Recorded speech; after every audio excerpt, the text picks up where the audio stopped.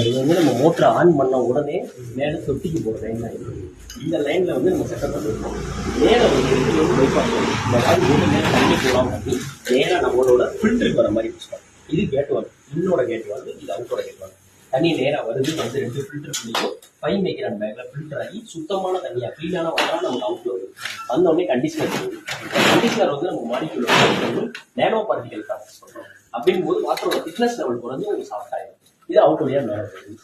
அதே மாதிரி உங்களுக்கு தொட்டியில் ஸ்டோரேஜ் ஆகிற வாட்டரே வந்து சாஃப்ட் வாட்டராக தான் இருக்கும். இது அவுட்டோட வாட்டர். நீங்கள் க்ளீன் பண்ணும்போது மோட்டர் மட்டும் போடாமல் நீங்கள் வந்து க்ளீன் பண்ணிக்கணும். சப்போஸ் மோட்டர் ஓடி க்ளீன் பண்ணுறது இதை ரெண்டையும் அடைச்சிடலாம். அடைச்சிட்டிங்கன்னா உங்களுக்கு தண்ணி செட்டப் வராமல் டைரெக்டாக போகும். நீங்கள் க்ளீன் பண்ணிக்கலாம்.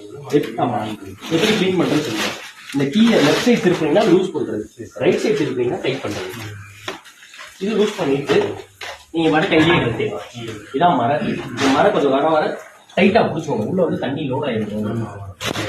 ஆமாம் சார். எடுத்துட்டு எடுத்தீங்கன்னா இதான் அந்த 5 மேக்ரான் பேக்.